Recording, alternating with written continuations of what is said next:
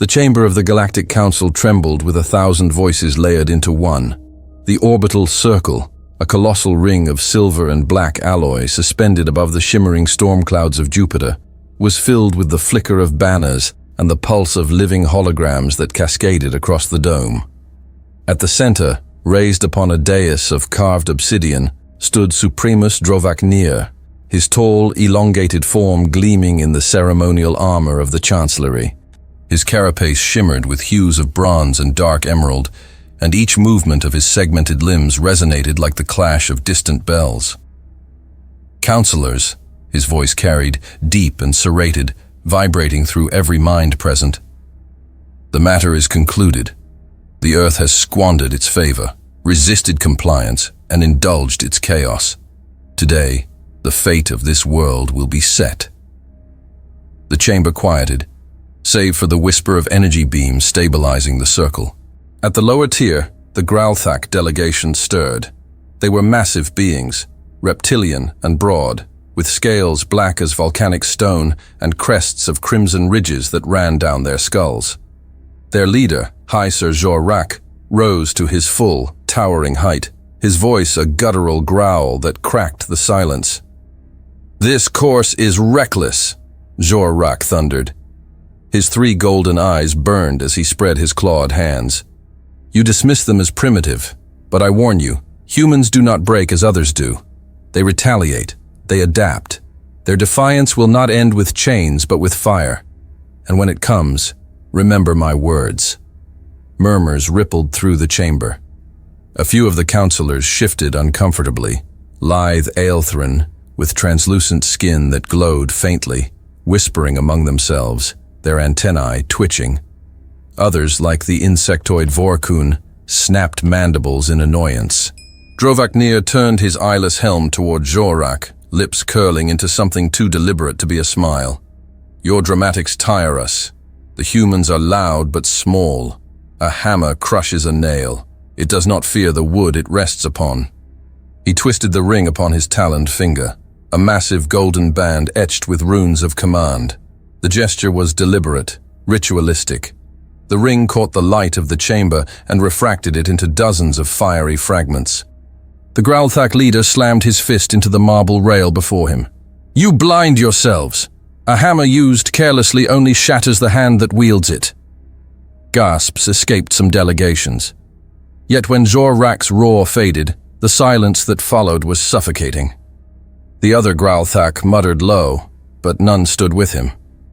Across the chamber, the Trassel emissary, a spindly figure with glassy black eyes, lowered his head in silence. The Varian sisters, slender, with wings folded like veils, looked away, their pale lips pressed thin. And still, one by one, voices rose not in protest, but in alignment with the Supremus. Well-rehearsed speeches fell like chains into place. Order, preventing contagion. Each word another nail driven into Earth's coffin. Jor-Rak's massive chest heaved, but even he could sense the tide slipping. He looked to the few who averted their eyes, but their silence was heavier than the cheers. Drovaknir spread his forearms, towering over the dais. He lifted the Chancellor's ring high, and then, with calculated slowness, struck it against the obsidian podium. The sound echoed like a tolling bell, rolling through the circle, vibrating through flesh and steel alike. A gesture as old as the council itself, sacred in its finality. At once, the dome of the chamber ignited with light. Holographic glyphs spiraled into existence, immense characters of alien script translating into the lingua galactica above every seat. Designation confirmed: Servile Civilization, Earth. Each phrase manifested with brutal clarity, accompanied by cascading waves of pale blue illumination. Proclamations thundered with ceremonial sound, and protocol demanded applause. The circle erupted. Beings of every shape and voice joined in forced celebration. The air thrummed with ritual clamor, cheers swelling like a coronation, but it was inverted, twisted, a coronation of bondage. Yet, beneath the orchestrated spectacle, not all shared in the display. The Gralthak delegation stood rigid, eyes narrowed with unmasked disdain. The Aelthran emissaries whispered uneasily, antennae drooping as if burdened. A single Karsu scholar, a crystalline entity shimmering like fractured ice, bowed his head and did not clap, his silence more eloquent than protest. Drovak Nir surveyed the chamber, basking in the resonance of obedience. His mandibles parted, exhaling satisfaction. He tilted his head toward Zorak and let a mocking laugh spill like poison. So much for your warnings. Beyond the thunderous applause, no one noticed the faint tremor of motion. A small capsule, no larger than a fist, detached from the circle's outer hull. Camouflaged by the luminous haze of ceremonial light, it slipped into the void, engines whispering silent across the black. Within its shell, compressed data burned like a heartbeat. The decision sealed, the verdict carried. The capsule cut across the void of space, bypassing patrols and relays until the rust-red horizon of Mars filled its scope. It descended swiftly, slipping through layers of interference until it pierced the surface veil and vanished beneath. In a cavern lit by a single red glow, the capsule settled into a receptor cradle. Its shell cracked open with a hiss, and light bled into the chamber, painting fractured images of the council's decree upon rough stone walls. A shadow leaned forward from the gloom. The man's features remained hidden, only the hard line of his jaw and the glint of pale eyes visible in the dimness. He studied the projection without a word. Behind him, machinery pulsed, waiting. The decree ended. Silence stretched. Then came the voice, firm, measured, resolute. General Francis Todd, his silhouette like iron cut against fire, gave the order with the weight of inevitability. Authorized. The chamber of the Galactic Council still echoed with orchestrated applause when silence reigned in another corner of the system. Far below the gleaming orbitals of the circle, buried beneath Martian dust and iron, a door sealed with no markings slid open. Inside there were no banners, no insignias, not even a trace of ownership. Concrete corridors stretched in disciplined lines, lit by sterile white strips. Every surface served a function, nothing more.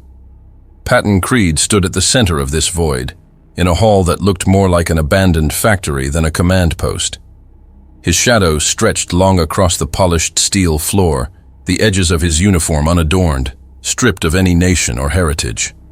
Before him, a holographic sphere of the galaxy spun slowly, points of light flickering like embers waiting for breath.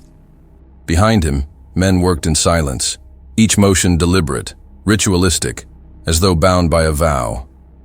This was Cell Zero, a place erased from records where men prepared for a war already unfolding in silence.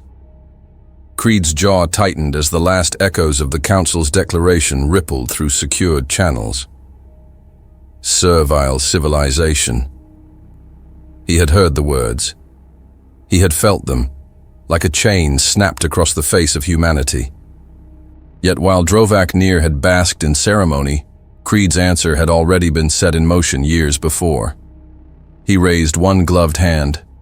"Initiate Marduk," he said, his voice low, unadorned, carrying the weight of inevitability. One command, spoken like a blade drawn from its sheath. No klaxons rang, no lights blared. Instead, a console blinked once and dimmed. Across the wall of screens, small red markers began to appear. The operators did not speak. They only moved in exact rhythm. Each screen shut down, tagged, and logged with the same mechanical precision as a prayer performed in silence. The first pulse had already left their servers, weaving invisibly into the Council's lattice. Creed kept his eyes fixed on the galactic map. A dot on the rim darkened, then another. Supply chains frozen mid-route. Weather regulators shifting cycles by fractions of degrees.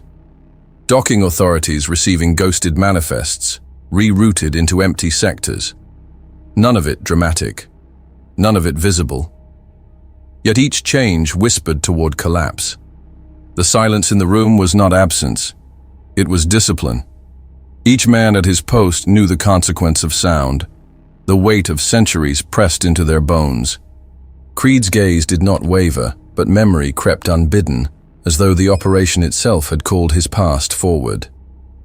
12 years ago, he had walked the outer corridors of a derelict relay station, the void humming with forgotten frequencies. With nothing but a stolen transmitter and weeks of encrypted code, he had slipped an unseen key into the Council's satellite grid, a single flaw planted like a seed, ready for the day it would be asked to bloom. He could still remember the cold in his fingers as he sealed the panel, the quiet satisfaction of vanishing before their sensors even guessed. Another year bled into shadow. Creed crouched beneath the belly of a freighter docked at Vanos Outpost, a cargo route prized by Council trade guilds.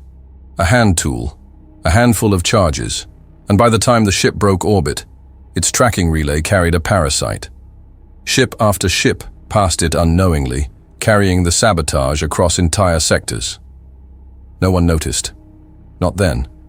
The Council's wealth poured through veins already poisoned. The map before him blinked again, another cluster extinguished, another flash. This time not sabotage, but negotiation. In the depths of an abandoned mining tunnel on Orthus IV, Creed had stood face to face with a Caraval emissary, the alien's carapace glistening in the lantern light. They were not mighty, not a great race in the Council's eyes, but they held an asteroid field with passages only their kind could navigate. Creed had offered them what they needed most: food shipments, medicines scavenged from black markets, and in return, access. Silent corridors through which human ships could pass unseen. The emissary had not shaken his hand, their limbs were not made for it. Instead, they lowered their head, the Carval gesture of allegiance. That gesture had carved a hidden artery across space. Back in the present, Creed's lips thinned as another flare dimmed on the hologram. Each alliance, each cut, each thread laid bare in 12 years of shadowcraft, all converging now in absolute silence. An operator to his left raised a hand, but not his voice. Creed stepped to his side. On the screen, diagnostics scrolled in muted green, sensor networks disabled, no detection, status blind. The man glanced up at him, eyes hard but gleaming with a fire too disciplined to be called pride. Creed gave a single nod. That was enough. The ritual continued. Red marks spread. The galaxy dimmed, point by point. Systems collapsed without knowing they were even under siege. Protocols faltered, but no alarms sounded. The Council remained in their towers, blinded by their own triumph. They thought themselves victors, and yet Creed was already standing at the funeral pyre they could not see. Behind him, the chamber filled with the low hum of machinery. But no words. Silence was the only liturgy in Cell Zero. A silence of men who had wagered their entire being on preparation, who lived in the narrow space between failure and annihilation. Creed clasped his hands behind his back, the light from the hologram carving sharp lines across his face. Each extinguished star was not only a victory, but a reminder.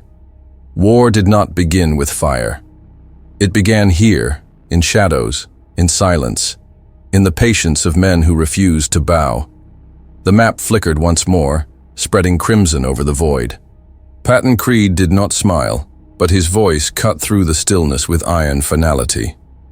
"They will learn," he said, and the galaxy continued to go dark.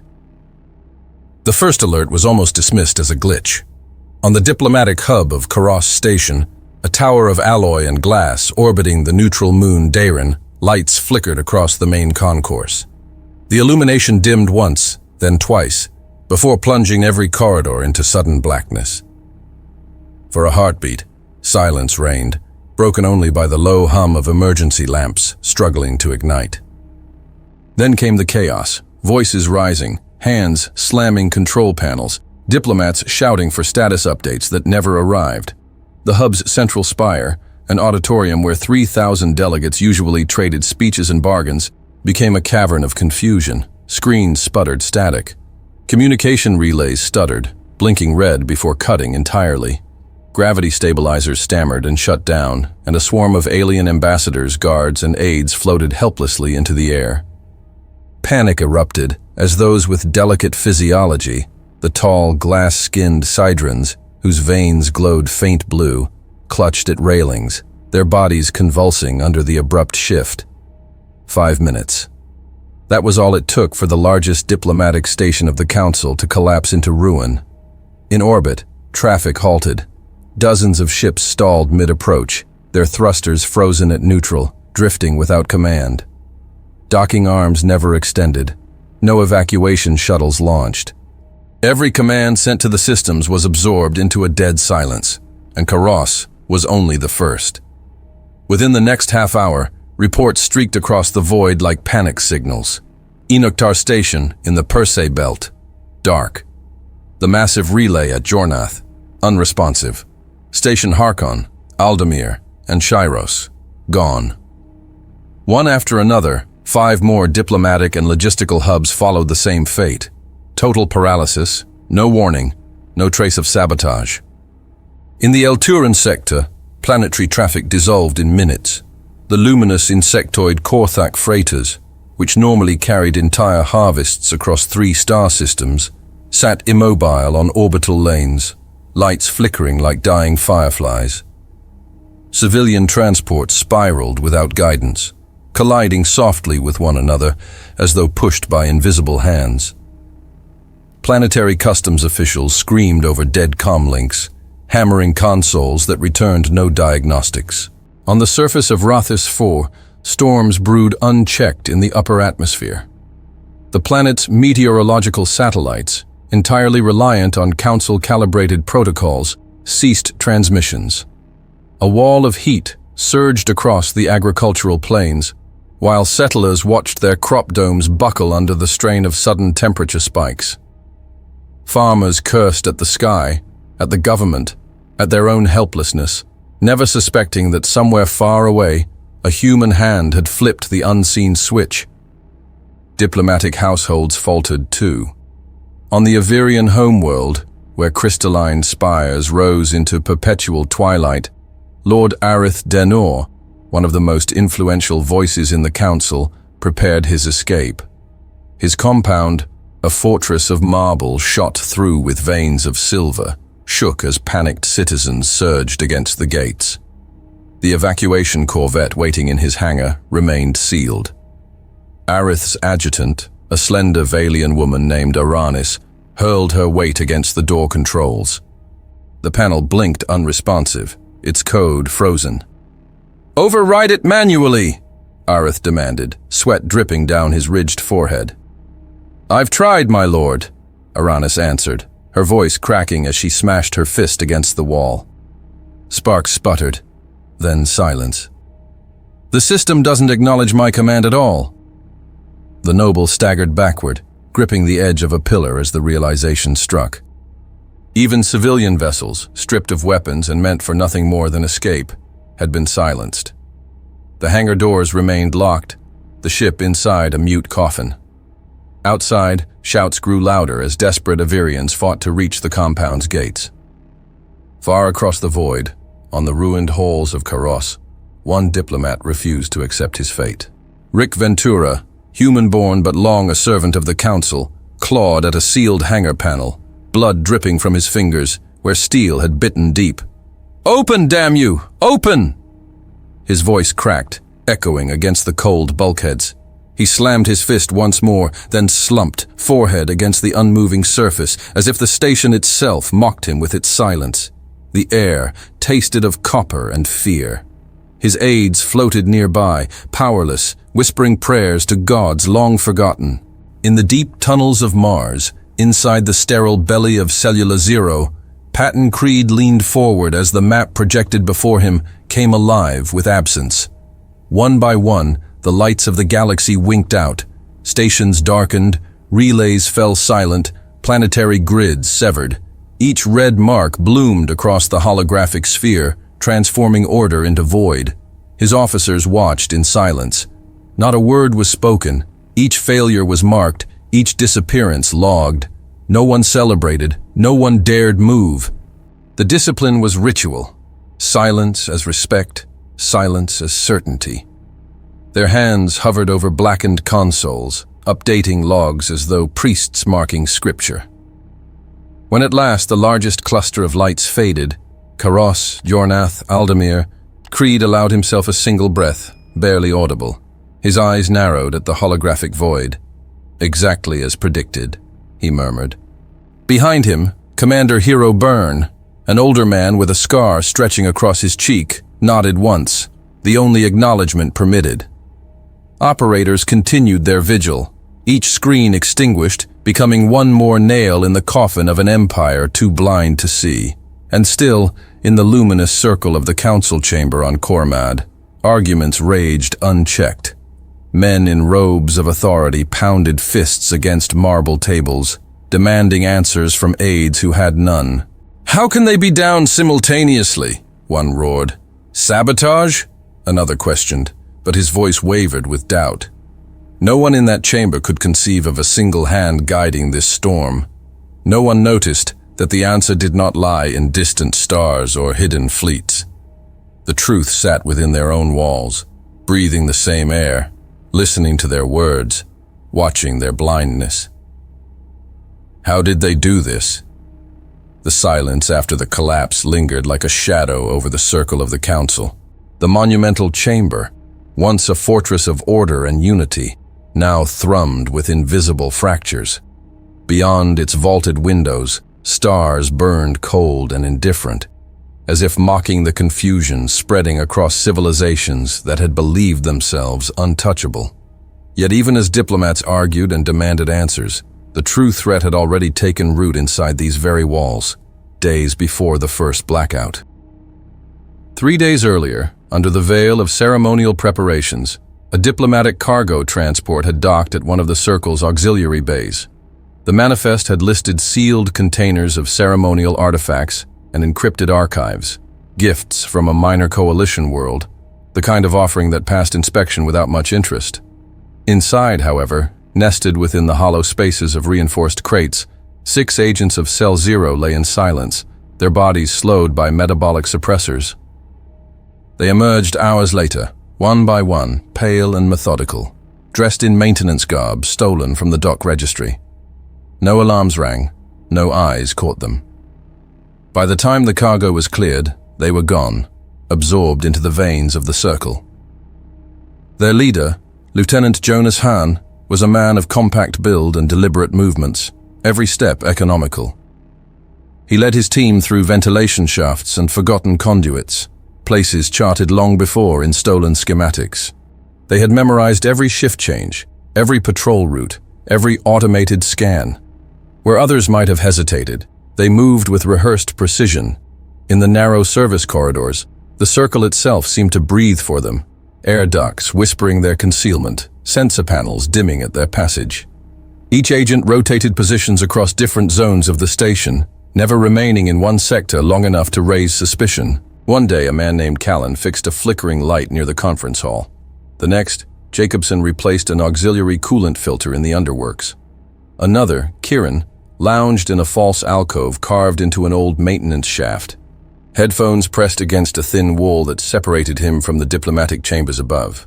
The walls themselves had been subtly altered. Fragments of the station's auditory sensors no longer fed the council's archives. They whispered their recordings to the infiltrators instead. Conversations intended for secrecy became instruments in human hands. Hours melted into days. They did not hurry. They did not improvise. They merely followed the contours of the plane. Hahn's hand-drawn maps marked rotations like a symphony score, every motion calculated to anticipate security sweeps. Upgraded. The arrays. The algorithms now filtered anomalies exactly as intended, by ignoring the infiltrators. On the second night of their infiltration, Security Officer Corin Thal, a towering reptilian Veskari with obsidian scales and narrow eyes, caught something unusual. A faint thermal distortion pulsed near a sealed conduit, an anomaly his sensors should not have registered. He frowned, tapping the side of his scanner. The device reported nothing, as though mocking his instincts. Suspicion hardened in his gaze. He moved closer, his clawed fingers brushing the metal wall, when a subtle click echoed behind him. A panel on the opposite side of the corridor released a faint hiss. The lights flickered once, twice, and then the grav plating beneath his feet surged with an artificial charge.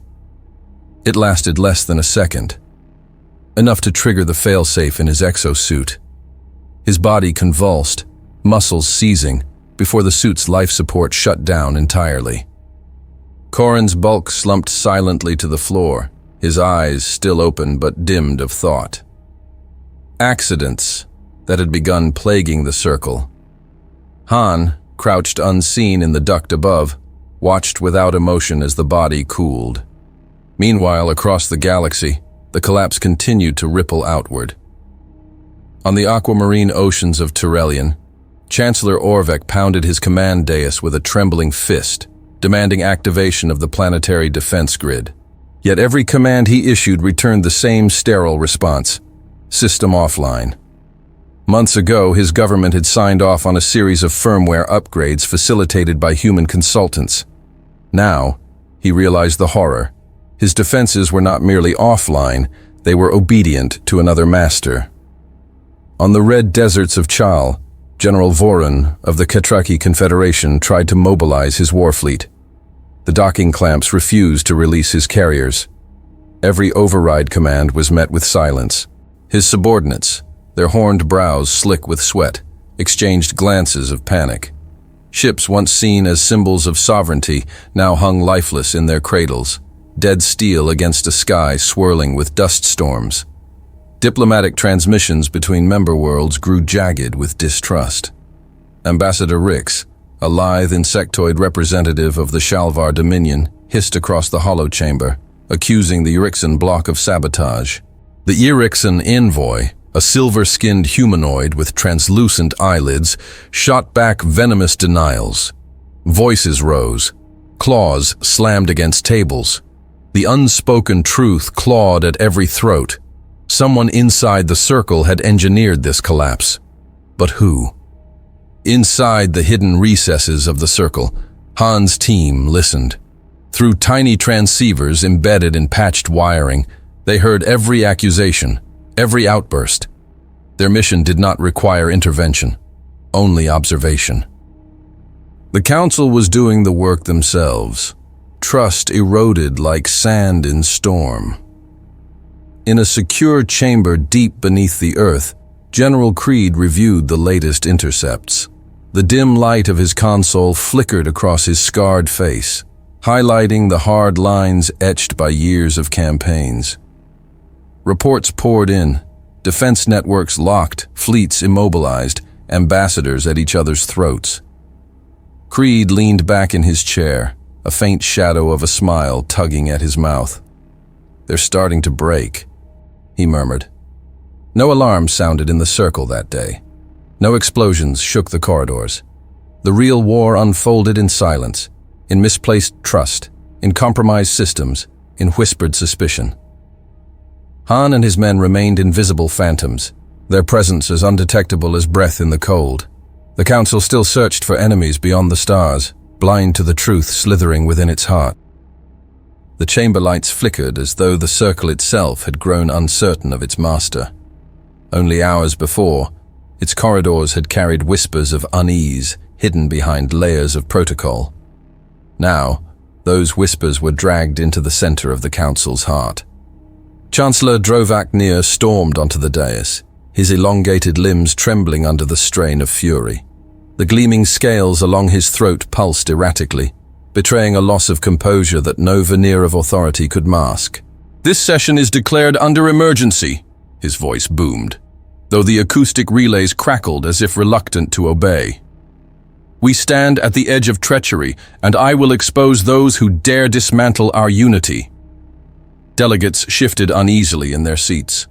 The Gralthak contingent, towering reptilian figures encased in ceremonial armor, folded their clawed hands but offered no gesture of solidarity. Their leader, Commander Vrun Tak, cast his amber gaze toward the floor, unwilling to meet the Chancellor's eyes.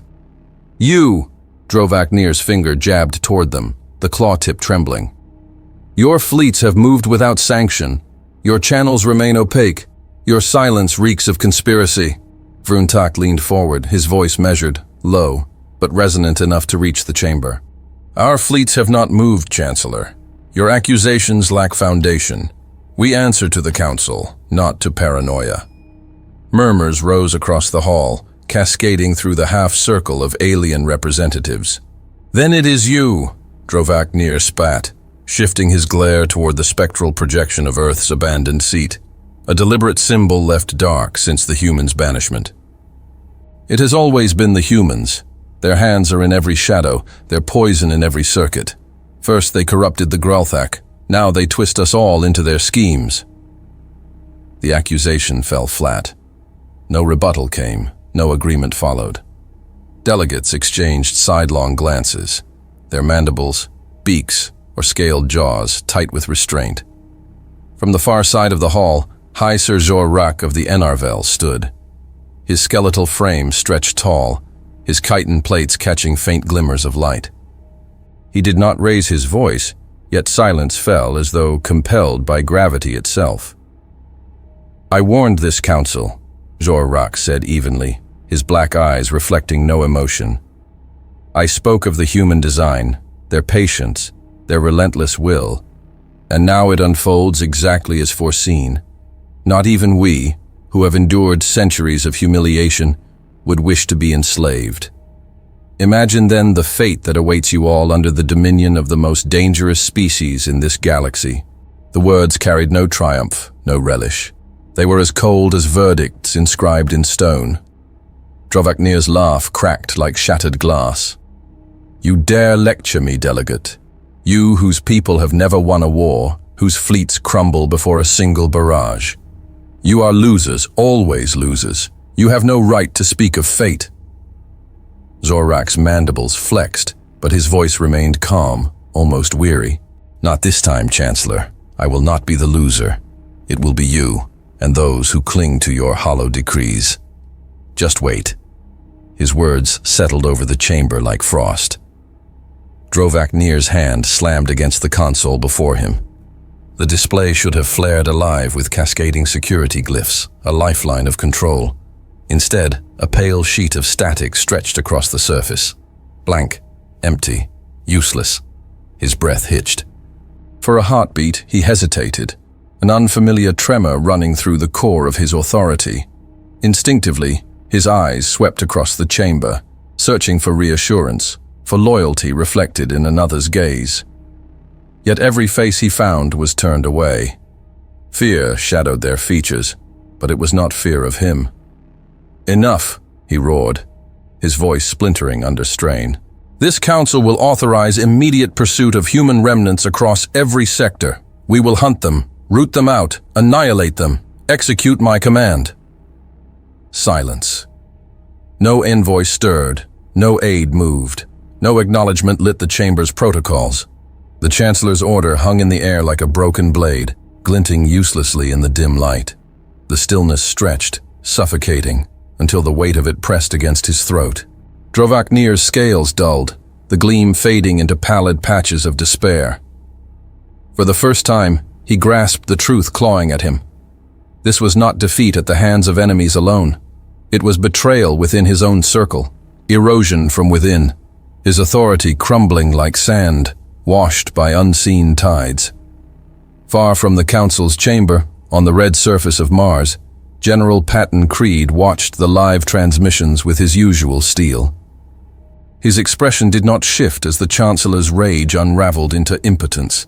Around him, maps flickered across tactical holotables, depicting the disarray of fleets, the paralysis of command chains, the growing void where once unshakable unity had ruled. Not enough, Creed murmured, his voice carrying the weight of judgment. His hands traced unseen lines across the glowing charts, weaving the strands of chaos into something sharper. They're cracking, but the fracture hasn't reached the mind yet. They still believe in survival. We need the break where belief dies. The room was silent, save for the hum of machines already tuned to his will. His officers watched, disciplined, waiting for the next thread of the plan to unfold. Patton Creed leaned closer to the projections, eyes narrowing as if he could see beyond the shifting stars into the minds of those seated in the council chamber. "The point of no return," he said softly. "The psychological rupture. Only then will they be ours." And in the void between worlds, unseen but inevitable, the silence after Drovaknir's desperate cries marked the first deep fissure in a galactic order built on arrogance. The echo of Drovaknir's humiliation still vibrated through the circle when the first alerts arrived. Medical stations along the mid-rim sectors blinked to red, emergency sirens cutting into transmissions with static-laced warnings. Containment breach, biological failure, systems offline. No one could determine if it was sabotage, error, or something worse. Quarantines activated automatically, sealing orbital cities into suffocating isolation. What should have been a protocol of hours stretched into silence that devoured entire days. On the great orbital spires of Kaltor, panicked civilians pounded on reinforced hatches as containment shutters sealed. Their leaders demanded clarity, but the networks that should have carried answers collapsed into void. Communications intended to stitch worlds together now returned nothing but recursive loops of silence, encrypted signals trapped inside endless echoes. Every attempt at connection was answered by emptiness. In the circle, the delegates argued in fragments. Lord Kelvor, a reptilian strategist from the Jar Dominion, slammed his clawed hand against the table, demanding emergency relief fleets. Beside him, Arthel of the Selari, thin, silver-skinned, with translucent ridges glowing faintly at his temples, whispered that even their long-range entanglement arrays were dead. The room, once alive with arrogant proclamations, now tasted of fear. And yet, somewhere deep in the black, a smaller voice sought hope. The Veyari, a diminutive race with ochre skin and crystalline eyes, transmitted a desperate plea. Their envoy, Darian Vaith, requested an alliance with Earth, an open hand extended in the midst of collapse. His words traveled through decaying networks, breaking into fragments but clear enough. Together we survive, or apart we perish. The Earth did not answer. The silence struck harder than rejection. For the first time in living memory, the balance of power had inverted. Once humanity had begged for recognition. Now, entire civilizations leaned toward them and found nothing but shadow. Whispers spread. Perhaps the humans could not respond. Perhaps they chose not to. Both possibilities terrified equally. In the vast trading hubs of Volthran, where luminous corridors once pulsed with commerce, panic roared. Banking screens flickered, displaying nothing but the cold phrase, "circuit isolated." Currencies vanished. Digital contracts dissolved as if they had never existed. Accounts, assets, futures, all erased, not even ghosts in the machines. Traders screamed in disbelief, clawing at interfaces that returned only empty symbols. Some attempted to revive ancient practices, dragging physical metals and carved tokens to market squares, shouting offers with shaking voices. But trust, once broken, did not return. On Halvros IV, a jewel world of golden seas, nobles discovered their fortunes gone, estates reduced to ornamental shells. They demanded aid from their technical vassals, but those too were severed, their ships unable to cross quarantined borders. Distant colonies, often ignored by the center of power, reached back with trembling calls of loyalty, offering fleets, resources, anything to stabilize the crisis. Their signals never arrived. Invisible hands had cut even those neglected arteries. In the bunkers beneath the Martian surface, General Creed stood at the core of this storm. His face remained hard stone, lit only by the glow of cascading data. Agents reported in from every hidden channel, their voices clipped, steady, awaiting the order that would breach the final layer of security. "Status?" he asked without turning. Colonel Shualb, his second, straightened beside him. "All units in position. Internal chaos confirmed. No unified response possible." Creed nodded once, eyes narrowing. The rhythm of collapse had built precisely as he intended, but he knew this was not yet enough. Panic consumed the stars, yes, but true domination demanded one last strike, the public shattering. He scrolled across command lines until his finger rested on the final sequence. A humiliation woven not into secret corridors, but into the heart of the circle itself. The agents awaited only a breach, a window of technical vulnerability that no alien defense could anticipate. That breach came disguised as accident, a delay triggered deep in the circuitry of the circle's central relay. One calibration cycle misaligned by a human-coded ghost, undetectable yet precise, left a gap of mere seconds. Enough. Creed exhaled, the breath of a soldier who had calculated every piece on the board. "Prepare displacement," he ordered. Shualb relayed the signal, voice cold iron. Across hidden stations, men tightened gloves, adjusted visors, and stepped toward the final deployment. Meanwhile, in the circle, the air trembled with expectation. Protocol demanded another session despite the fractures spreading across the galaxy. Delegates gathered once more in the shimmering chamber, unaware that their gathering would be the last shaped by the order they knew. Nervous aides shuffled papers that no longer mattered, while technicians recalibrated systems already doomed to silence. The chambers filled with a heavy breath of exhaustion and fear. Leaders leaned on trembling authority, pretending to command what had already slipped through their fingers. They did not yet see that the stage had been set, the curtain already lifting. Only the spectators, silent humans in hidden rooms, knew what was coming. Something vast and final was about to descend, and nothing in the galaxy could stop it. The echo of collapsing economies and silenced channels still reverberated when the circle of systems convened again.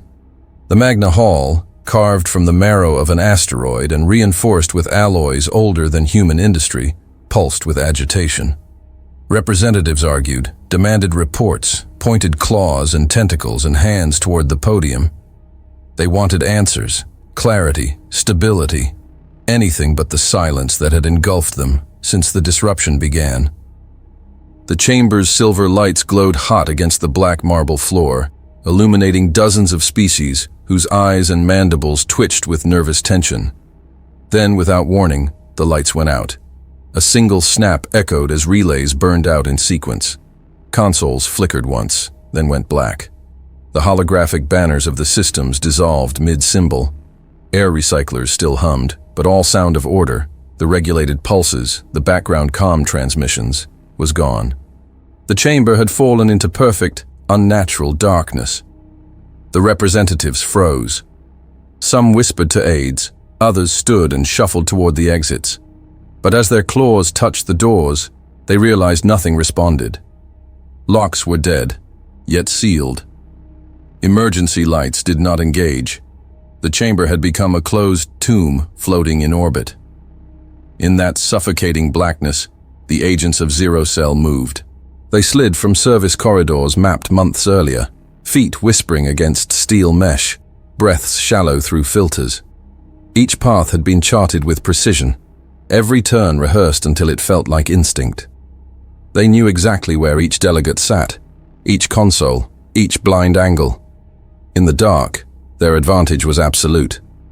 Inside the chamber, tensions swelled. Torval, the massive Grothan delegate with skin like hammered obsidian, growled from his seat.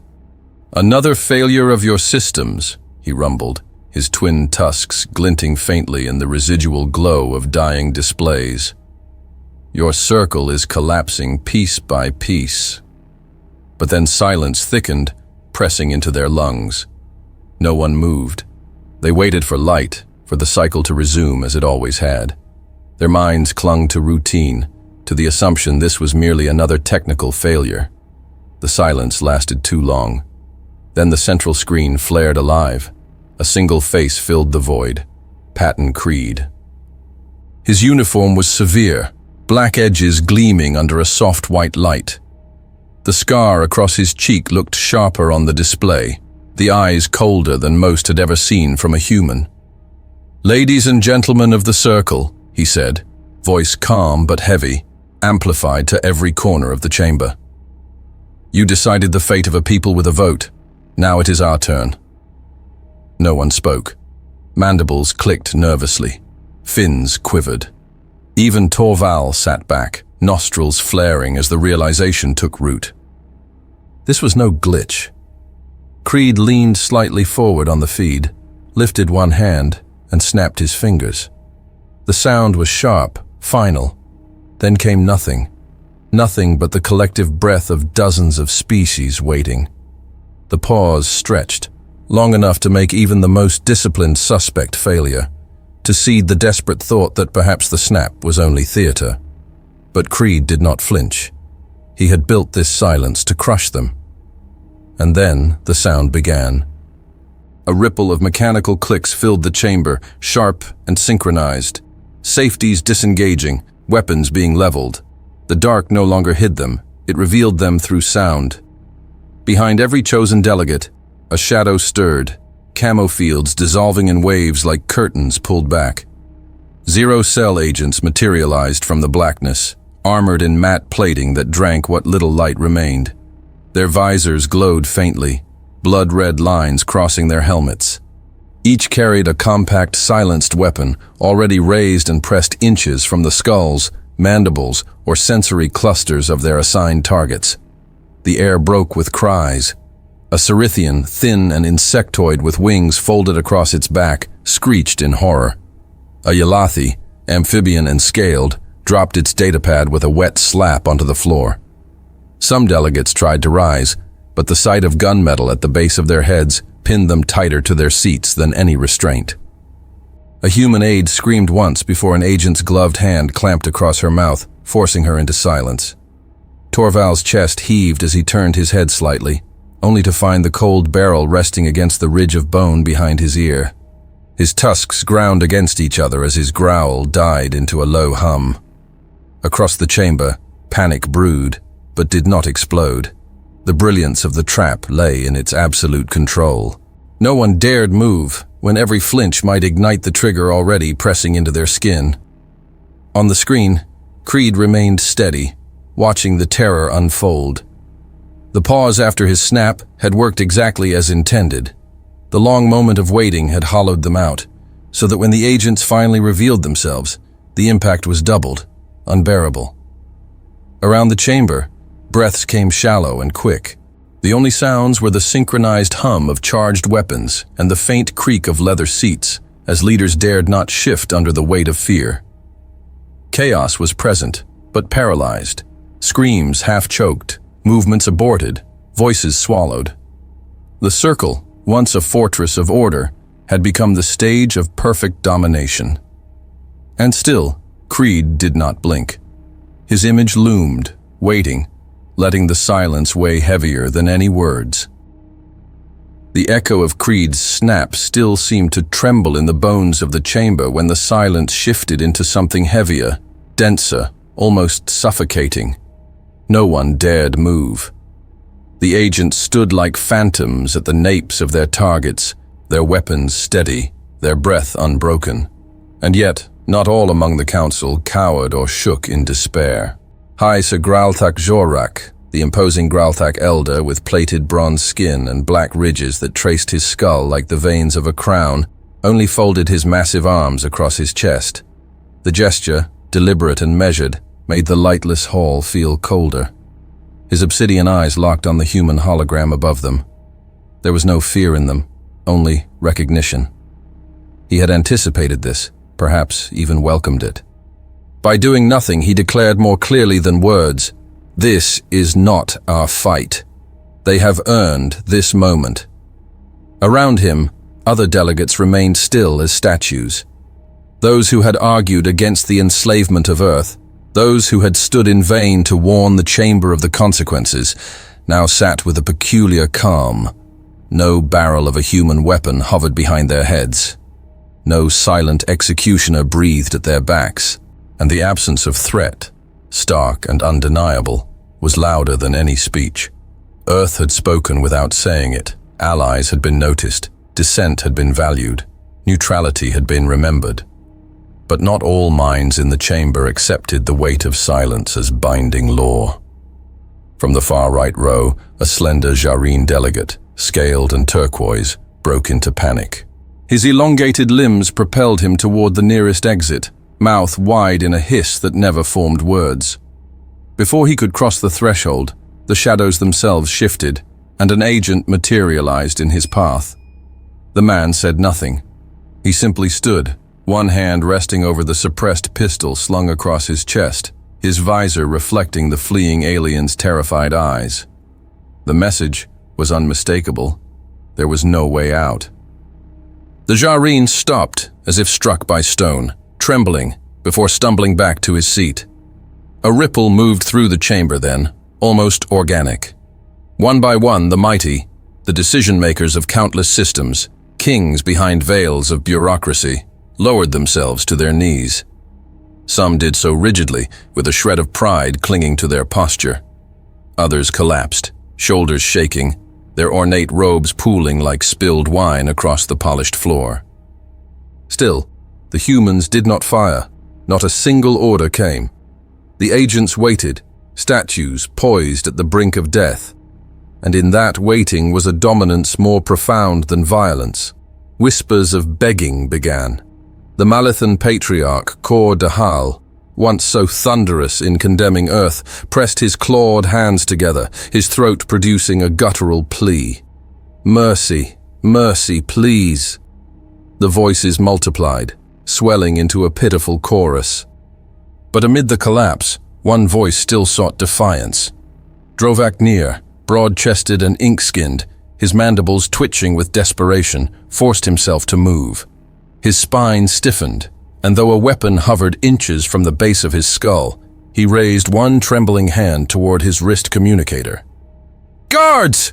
he rasped, his voice breaking. "To me! Now!" The heavy doors at the rear burst open. 6 uniformed guards, plated in silver armor of the Circle's inner security, surged in with reflex drilled into their bones. Their hands darted to their sidearms, but the humans had already read the intent. The shots were surgical, silenced whispers that cracked sharper in the heart than in the ear. 6 flashes, 6 muffled exhalations of death. The guards collapsed before their weapons left their holsters, armor clattering against the marble with a finality so absolute it seemed rehearsed. No alarms flared, no system stirred. The chamber absorbed the act as if it had always been fated. Gasps erupted.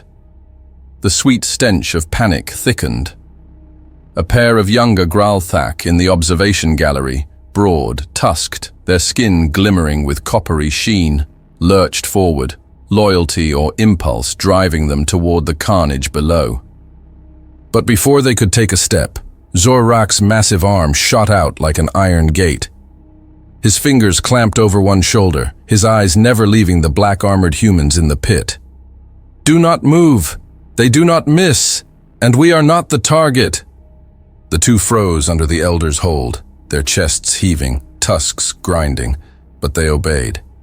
In his restraint, they recognized survival. Drovak Nir stared at the fallen guards, horror bleaching the arrogance from his features. His mandibles quivered, saliva gathering at the corners of his mouth. For a long, trembling second, he seemed suspended between pride and obliteration. Then instinct, the primal will to live, claimed him.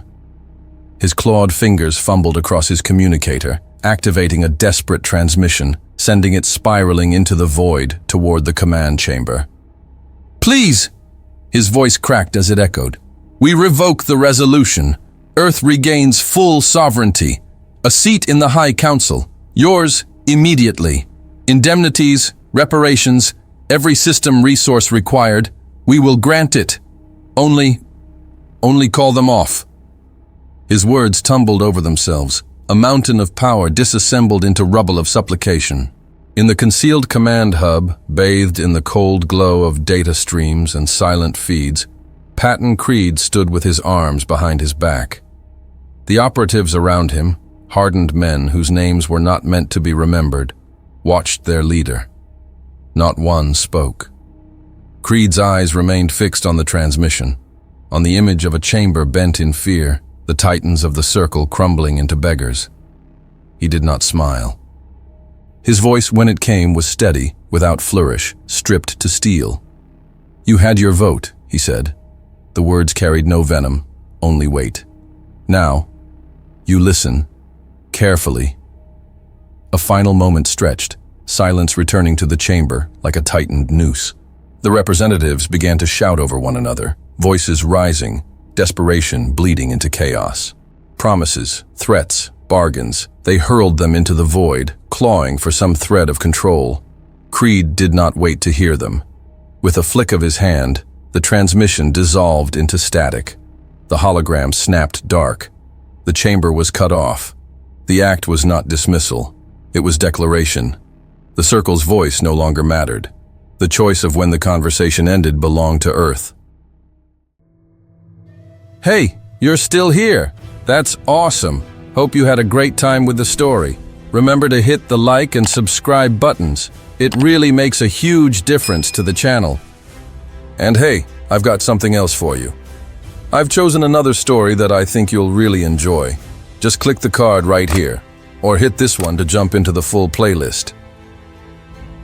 See you in the next one.